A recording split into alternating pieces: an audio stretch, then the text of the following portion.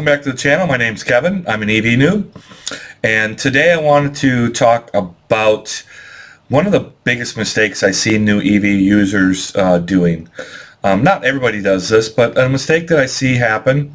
I've been monitoring messaging boards, Facebook, other places since I got my EV back in August. And what I'm seeing is that there's more users joining the community of EVs just for the fact that we're starting to see more mainstream vehicles come out, not just the Teslas of the world or the little Leafs or whatever. Some bigger vehicles like my GM Sierra truck. So more users, and they're making this mistake right off the bat, and I want to take a few moments to talk about this. So that mistake is not really reaching out to their electric company, their energy company, to understand what type of options they have for charging their vehicles at home. That's where you're going to do most of your charging. And you should be taking advantage of any programs these organizations, these companies have. So I'm just going to go ahead and show you. Many of them have what's called a time of use capabilities, but you have to sign up for it. It's not automatic.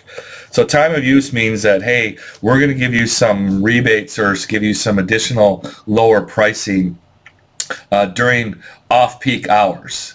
It's to their benefit to be able to consume that energy off-peak, because they really can't turn up and down the amount of energy that they're supplying out to their customers. So it just gets wasted. So if they can get you to charge at the night, that's to their advantage. So a lot of times it's called time of use, or some other areas might have some different ones. And this is not just where I'm at. This is everywhere almost. So I just pulled up a few of them out there. And one of them is, this one's in Mesa, Arizona as an example. It just kind of shows you their plan. Again, you have to sign up for this, but they have, the super peak for them is 11 to 5, and then they have some off-peak times. They don't have the rates here on this listed. You have to be a consumer or a member of this area to be able to get that. Here's another one that was in the Kansas area. Again, in this one, they have multiple different plans. If you want the EV only plan, they do actually have a separate meter that they have to install. And again, you got to follow the requirements here. And in my area, this one actually does disclose the hours and rates. So you can see here, I'm in Minnesota. This is Xcel Energy. I don't know if this is the same all across Xcel's area, but you can see the difference here between the charging times if you are a part of this program. So off-peak, it's 3.8 cents per kilowatt. These are the standard rates. They also have fuel charges, surcharges. If you ever go look at your energy bill, even if you're not on a program, your peak hours are normally going to have a surcharge fee along with your normal kilowatts fee. So for my off-peak, it's generally about 6 cents. So with Xcel Energy, they also have programs that include the charger itself. So if you want to not have to deal with it, they can recommend chargers. You can contact there. I don't think I have it on this page. But in this case, they have where you contact them. They'll send somebody out, and they'll get a charger set up for you, and you just rent that. They have different programs. They have one where you rent it for a low fee, and it's maintenance by them.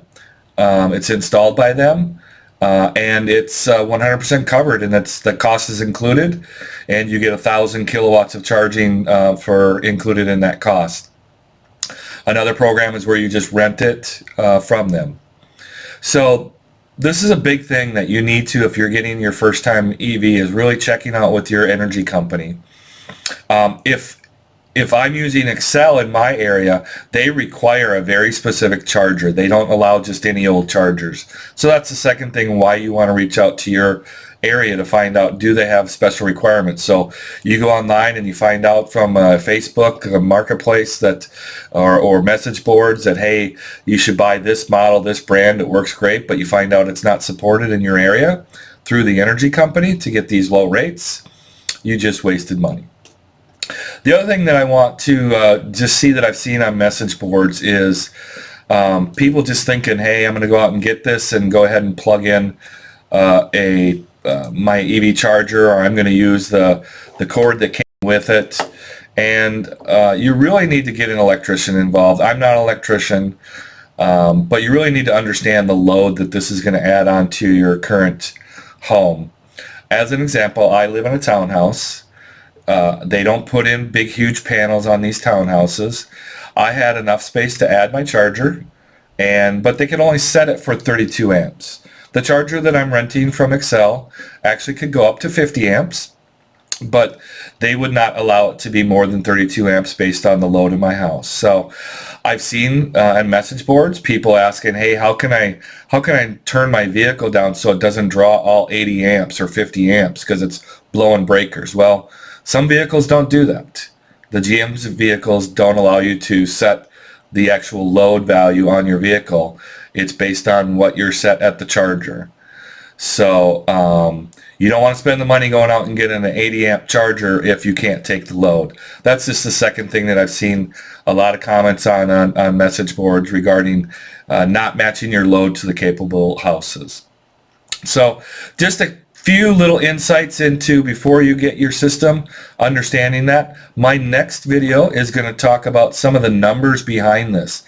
If you're confused about kilowatts and amps and kilowatt hours and miles per gallon versus miles per kilowatts, I will be putting together a video that shows you all about that. So stay tuned.